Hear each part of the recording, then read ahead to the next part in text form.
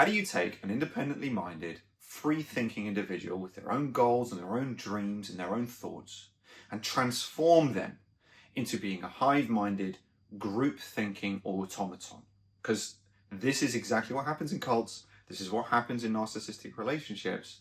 And one of my favorite psychologists, Robert J. Lifton, he discovered this thing called thought reform. Okay? And essentially what it means is that these people at the top, the leaders and narcissists and psychopaths of the world, they don't just change what you think. They change the way that your brain processes information. And it consists of 8 checkboxes, and I'm going to go through exactly what those checkboxes are today, why they're so dangerously effective, and my thoughts on what you can do to stop that from happening and lead a much more sovereign life on your own terms. So the first and the most important point within thought reform is something called milieu control. Okay? Now what this is the control of the flow of information within an environment. Okay? And without this, unless you can control the information and what ideas someone is and isn't allowed to see and how those ideas are supposed to be interpreted, you cannot hope to capture the mind, which is the goal of cults, narcissists, psychopaths. Okay? They want to control your mind. So to start that, they have to control what ideas you can and cannot have access to. Okay? And that is what this is.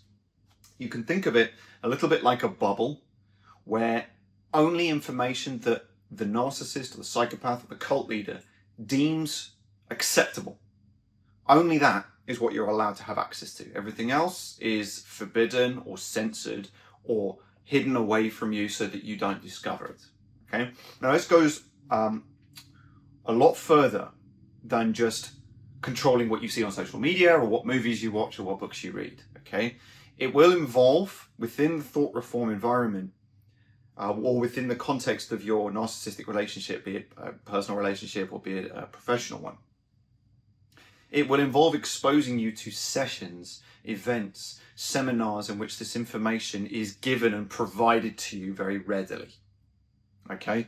You see a lot in cults of repeated meetings, again and again and again, sometimes multiple times per week, or there are publications that are prepared for people that are recruited into these cults. They're expected to read or they're expected to watch. Okay?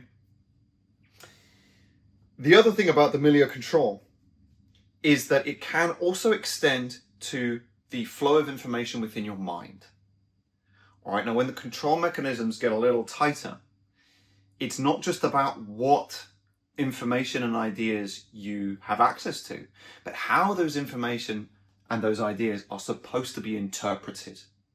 And gradually, through the rest of the checkboxes, which we're going to go through, you'll start to form this picture of how there is a correct interpretation of certain ideas. And essentially, this is the framework for gaslighting. This is the framework for saying which information you're allowed and how that information should be interpreted, and changing certain events or changing certain information to make it a little bit more palatable. And what this results in is a sort of mental tunnel vision, if you like.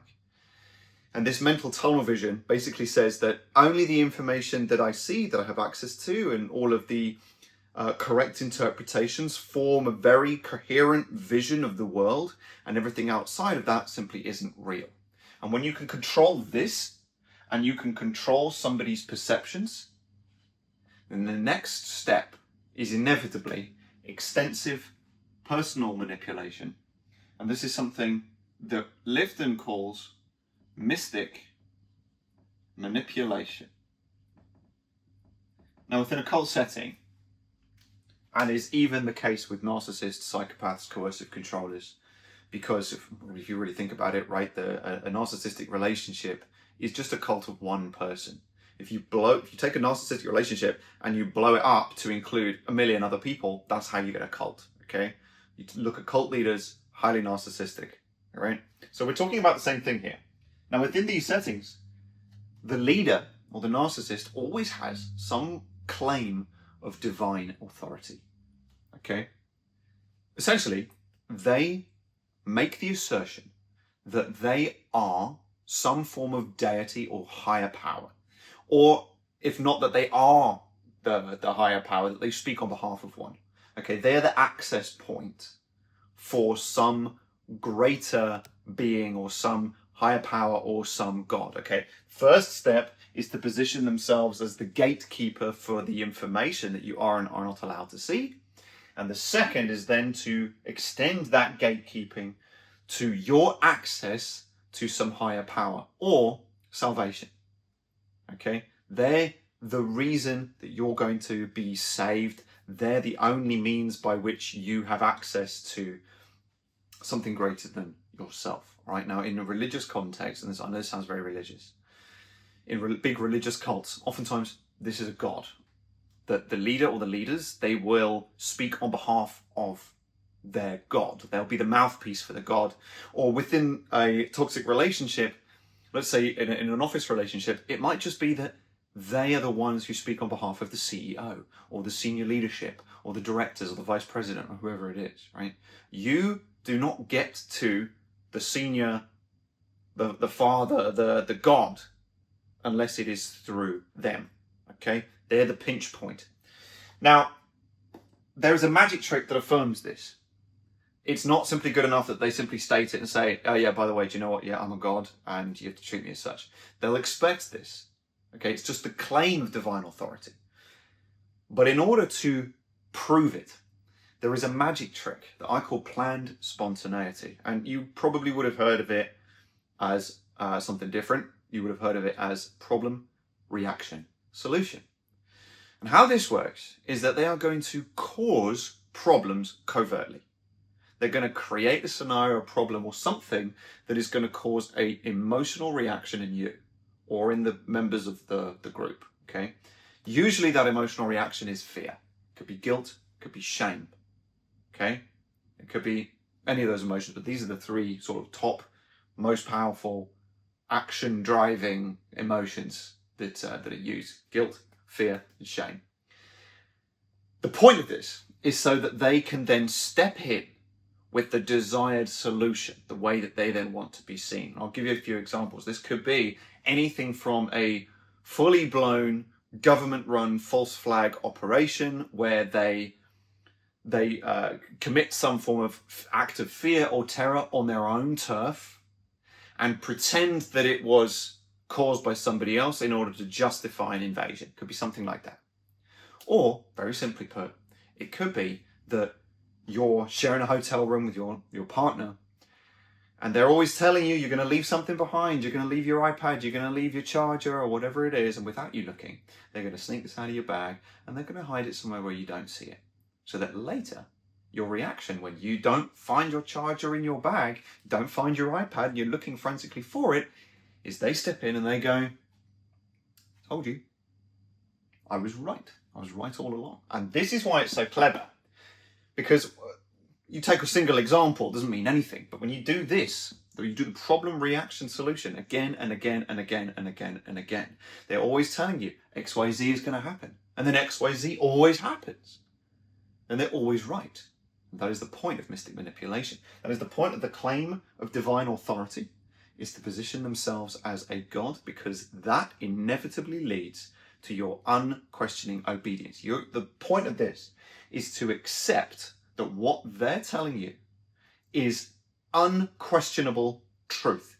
Their word is absolute. It cannot be wrong. Okay, you have to believe that. So they have to provide some sort of proof. And because they're not a god, they have to make you believe it by essentially lying, tricking, problem, reaction, solution. That planned spontaneity is the trick that gets you to accept their absolute authority. Okay? Now the third point is the driver behind this. This is something called the demand for purity. Now you remember what I was saying about milieu control being like a cognitive tunnel vision, right?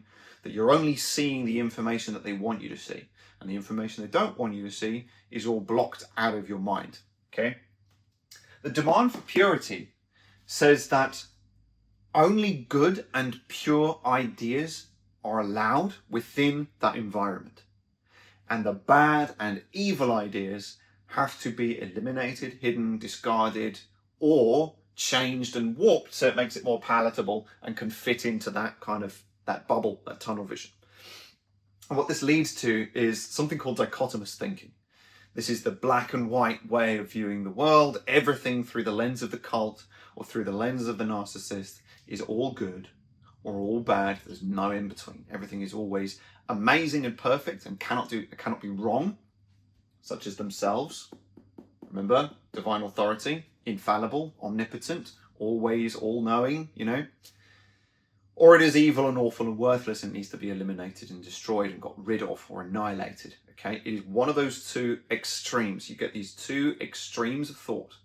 And within a cult setting, and even, you know, perhaps to a lesser extent in narcissistic relationships, you get this clear division between those that accept the truth and those who don't. The in-group, people that accept the leader's claim of divine authority and that support it and that affirm the leader or the narcissist's totalistic vision of themselves, that they are this God, and you affirm this to them, and you're giving them that information, and you agree with it, and you believe it. You're part of the in crowd. You're the good guys. You're pure and clean and wonderful. But then anybody outside of that group, anybody who's not part of the cult, anybody who doesn't get your relationship or is not on the in crowd, is immediately part of the out crowd. They're not going to be saved. They are the opposite of pure. They're impure. They're bad or dirty or unclean. You'll hear these words be used depending on the cult or depending on the group. They might change how they describe them, but there's always this divide. And the thing about the demand for purity is there's always this push to become more pure. All right? Think of the bubble as collapsing in and tightening and tightening and tightening. The whole point of this at this point is to deepen and internalize that control so that every step you take to become more pure is easy. Okay, you're pushed into that. That's the easy path. It's then very, very difficult to move as the walls of the bubble are closing in, as things feel more and more constrictive and asphyxiating, because you can never, ever, ever be pure enough. The goal is perfection, complete purity. Okay? And as you get closer to the narcissist, or you get closer to the cult leader, their power over you, over the mind, becomes more and more potent. It becomes stronger. And so it becomes harder and harder and harder to leave. The closer you get in to the center, the more you get involved with the cult, the closer and stronger your bond is with the narcissist, the harder it is to leave. Because all of the information that they want you to see gets brighter and brighter, and all of the information which is not allowed, because it does not affirm the totalistic vision of themselves, gets darker and darker and darker.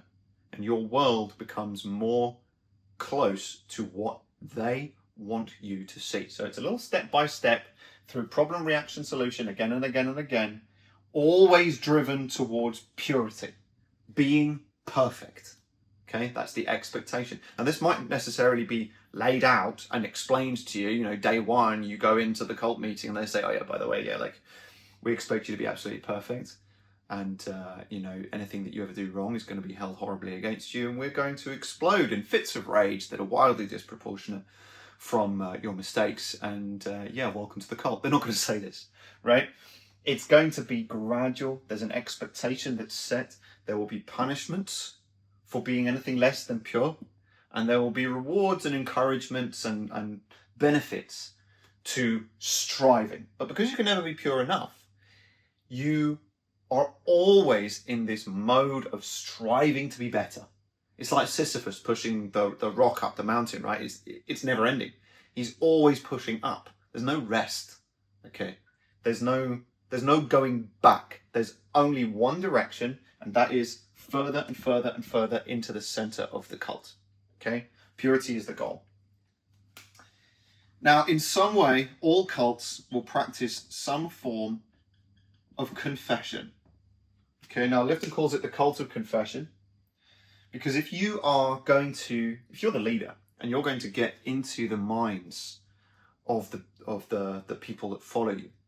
You can't physically get in there, right? You can't take your mind and put it into somebody else's. You can never truly know what it is that they're thinking. So you have to get them to admit it. There has to be some mechanism, and there are in cult settings, these are sessions of confession. It's not just one-off. These are repeated sessions where the expectation is that you're going to confess past behaviors, present behaviors. A lot of cults and controlling groups will employ some form of spying or buddy systems to try and pair you up so that one of you watches the other. It keeps you in line, but it also encourages you to share what it is that you've done. Again, it's all driven through this relentless demand for purity. There are rewards for confessing your sins, for coming out and telling everybody, or telling certain members within the group, or telling your narcissistic partner or boss or parent or whatever it is, and saying, I did this horrible thing. And it doesn't have to be horrible. It just has to be against the rules of what's acceptable within the milieu.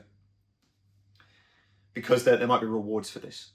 There might be punishments if you don't do it. And there's a fear driver. A lot of doomsday cults and things, for example, they will preach, and it's generally accepted as the absolute truth within the group, that any sins that are not confessed put you in the out group.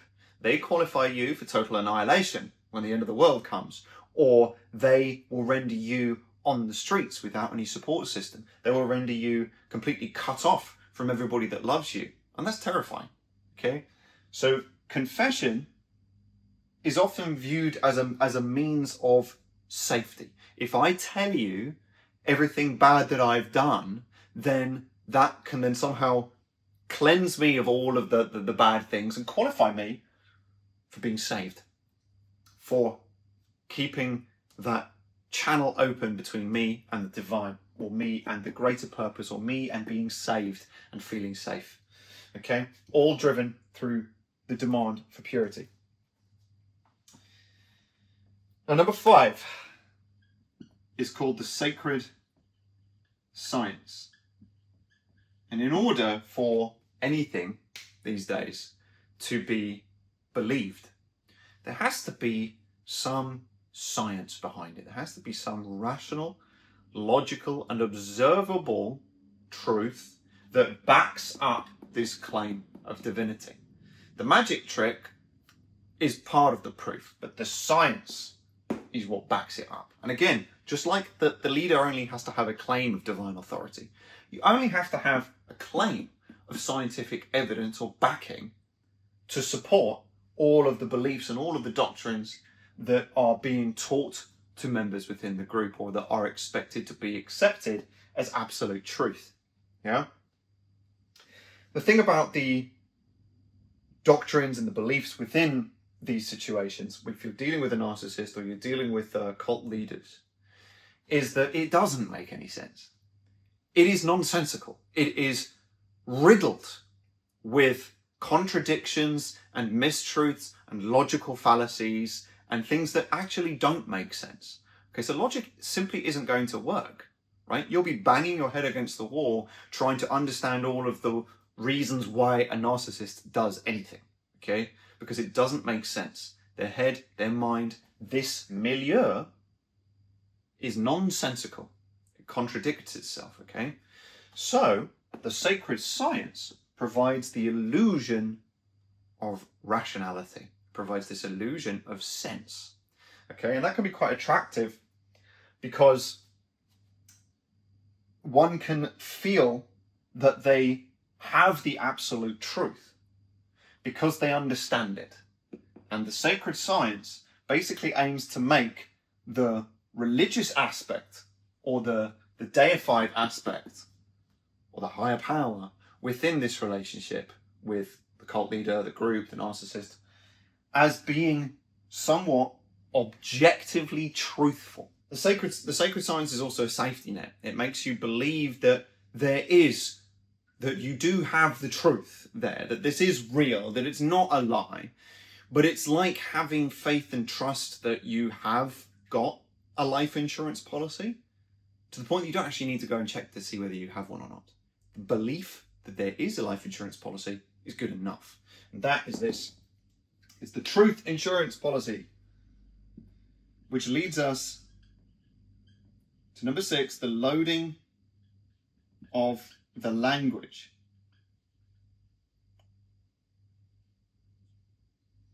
Okay, now if you've seen 1984 or you've read the book, you'll be very familiar with this concept.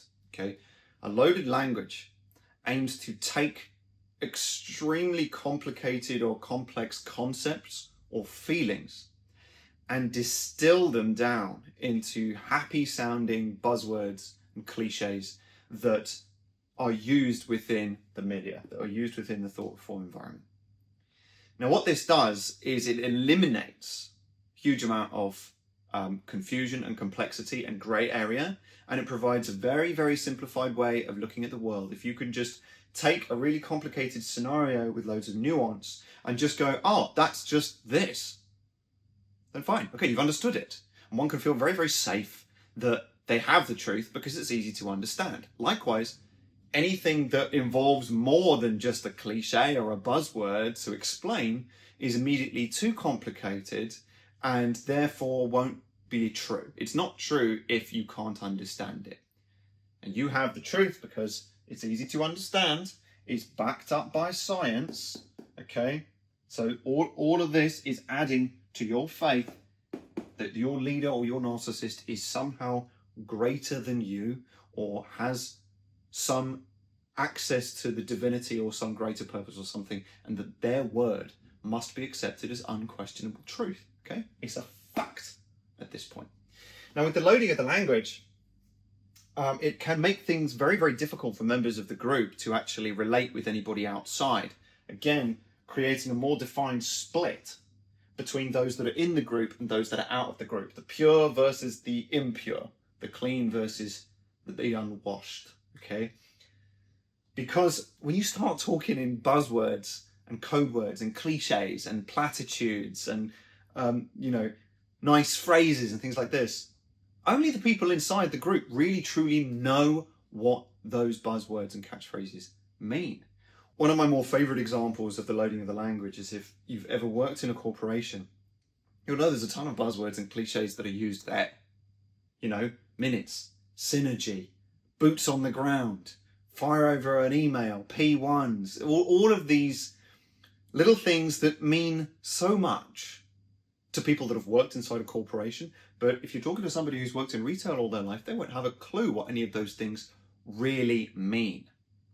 Okay? They might know on the surface level, okay, all hands on deck, right? That means one thing outside, but in the confines of the corporation, it means something very different. There are emotions associated with those phrases, right? There are actions associated with those phrases, so that when you hear those buzzwords, you leap into action. There's a specific expectation that you're going to do something or that you're going to feel a very specific way.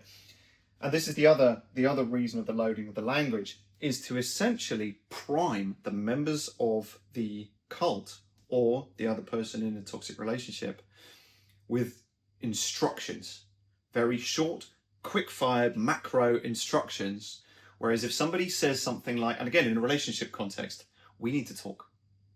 If you've never been in a relationship, you might know what that little phrase means.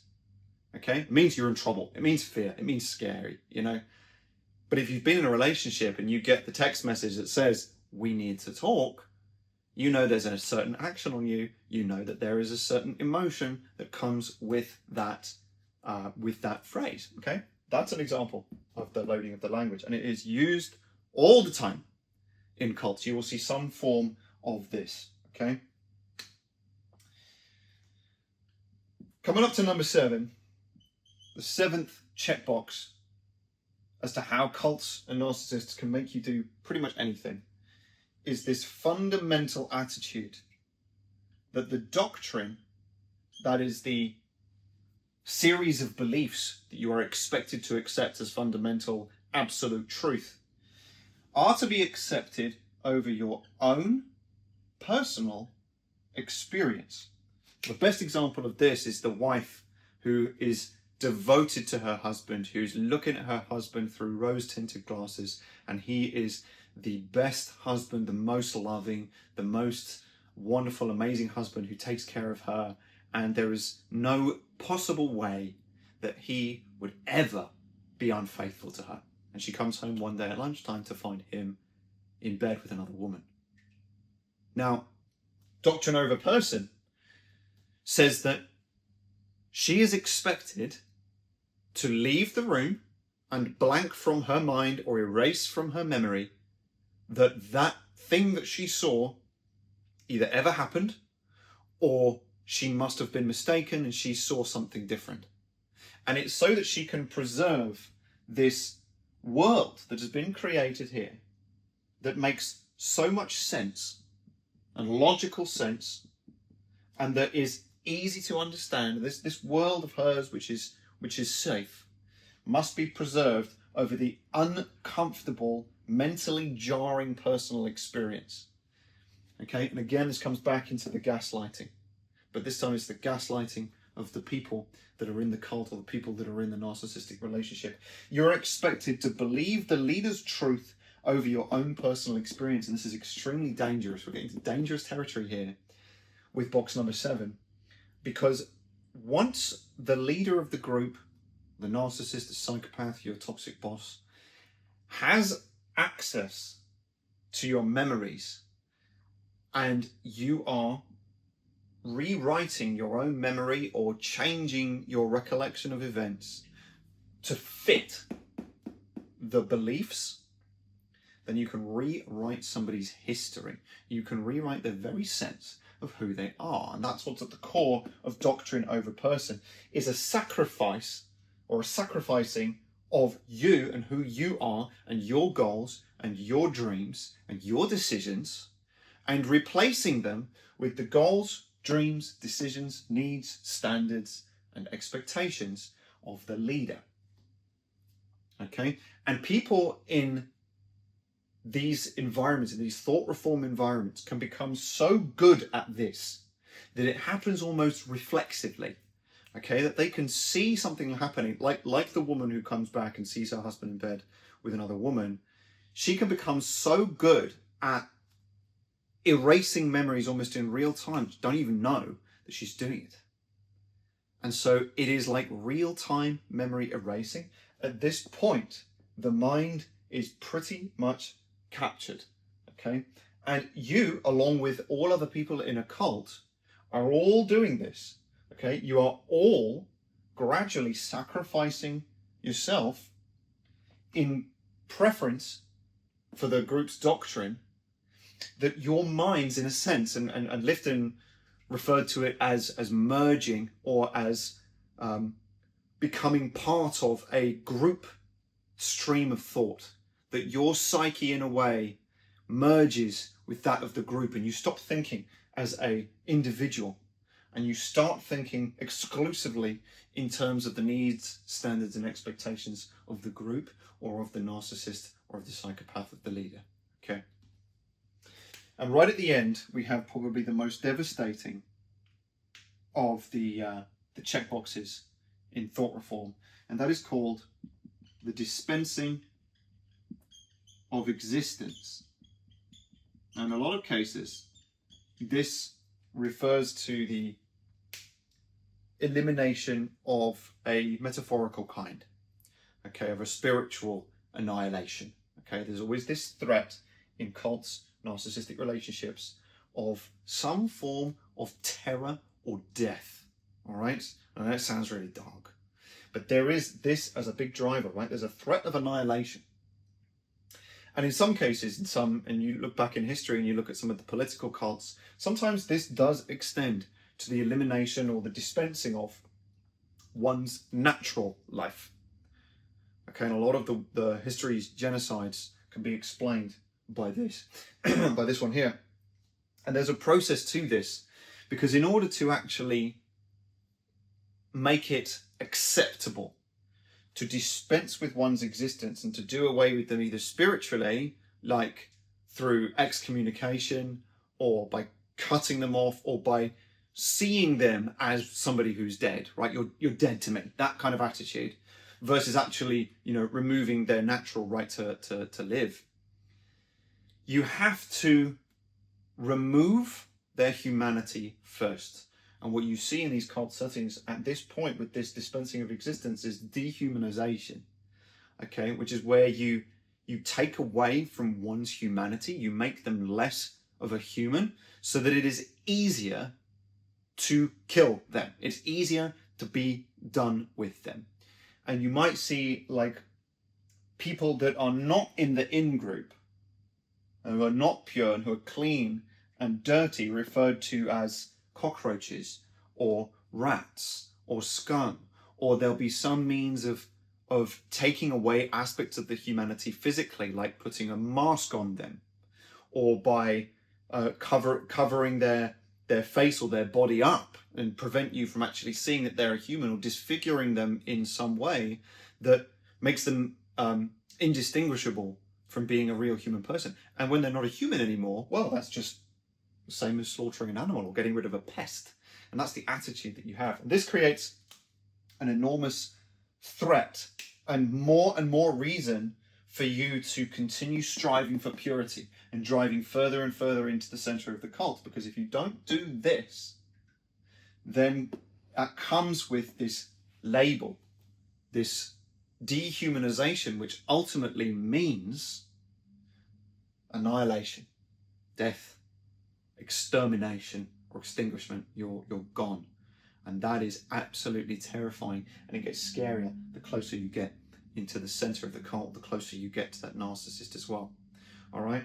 So the end result of all of this is you take a individual who has their own independent, free-thinking way of going about their life, feeling and thinking. And by controlling their perception of the world and how the information that you as a leader or a narcissist allow them to see is to be interpreted, then you can make a claim of divine authority that you are the gatekeeper for not just information, but also for some higher power, some saving or some authority, okay? That your word must be accepted as absolute truth. There is always a pushing towards more and more and more purity and being better and better and better, and running away from this idea of being impure or imperfect in any way whatsoever. To get into your head, we have to extract those thoughts through confession, through systematic sessions of getting you to admit that you've done something wrong, or that you've thought bad thoughts, or that you have questioned what is supposed to be unquestionable doctrine. All of this is supported by the illusion of rationality through logical fallacies that sound very, very rational and thought through, and is enough to capture some of the smartest and most intellectual people in the world into cults. There has to be this basis in science and observation and rationality and logic in order for it to be accepted as truth. And in order to eliminate complexity and provide a very simplified and attractive way of viewing the world, you can load up all of those complexities into simple, happy-go-lucky, friendly platitudes, buzzwords, and cliches. All so that the doctrine, which is accepted as absolute truth, is preferred over one's personal experience. And this is experienced as self-doubt and questioning your own decisions or questioning your own memory, and then having to rely on the fundamental truth from the group, all backed by this fear of annihilation, of being seen as impure, of being excommunicated or cast out from the in crowd, and losing your salvation and losing that special sense you get from having found the absolute truth, and your life being somewhat making absolute sense, right? Now, I know that was a lot to take in. I want to talk about a little bit, like, how do you stop this from happening? Because this is really subtle, okay? They don't show up on day one and tell you immediately what things you are or not allowed to look at. They start where you are. People don't join cults. People don't join a toxic relationship. They're recruited into it.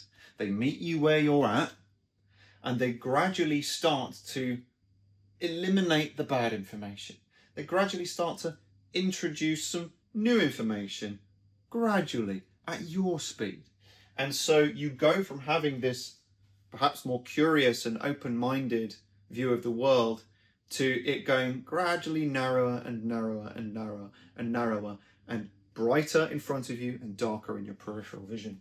So how do you stop all this from happening? Well, there's no silver bullet for this.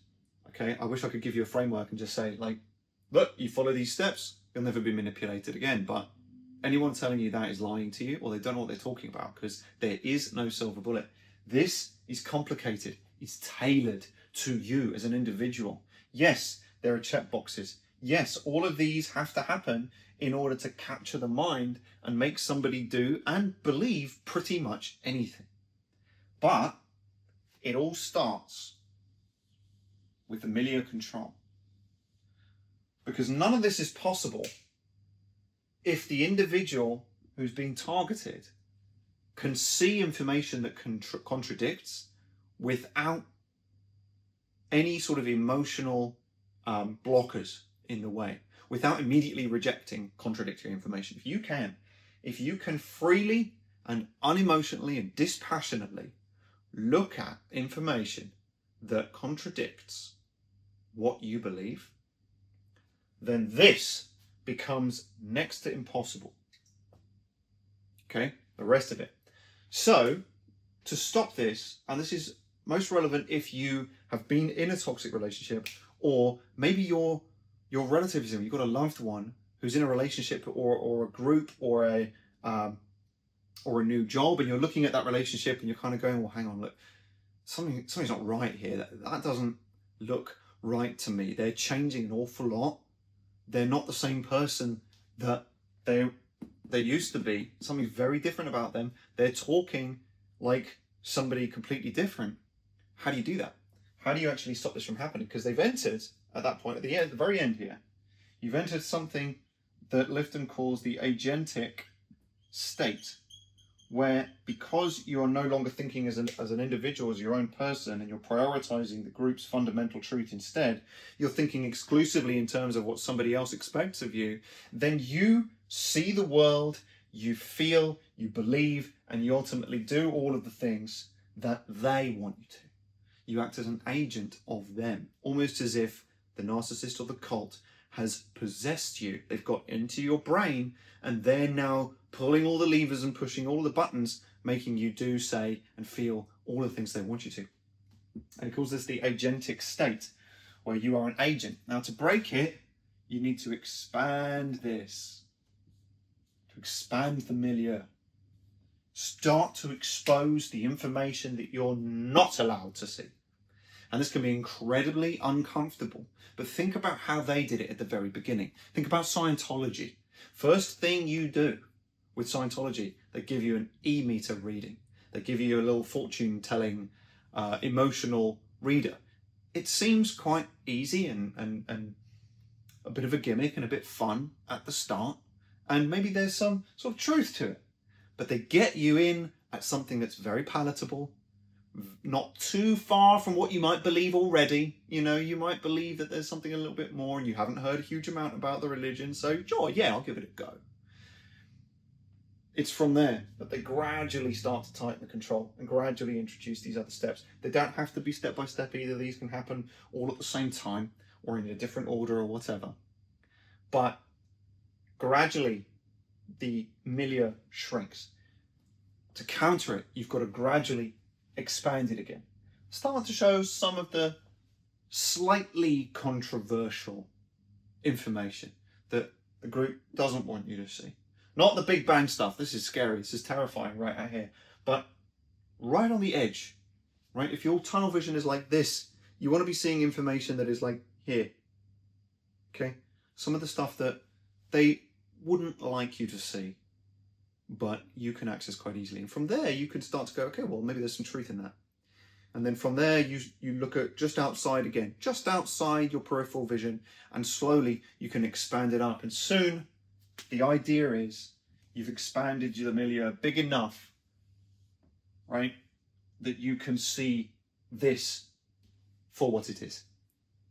And if you can see this for what it is, then you can step out of it and go, this is insane. I don't want any part of this. I'm not me anymore. This is, I was acting as an agent of somebody else, and I need to step away from this. Okay?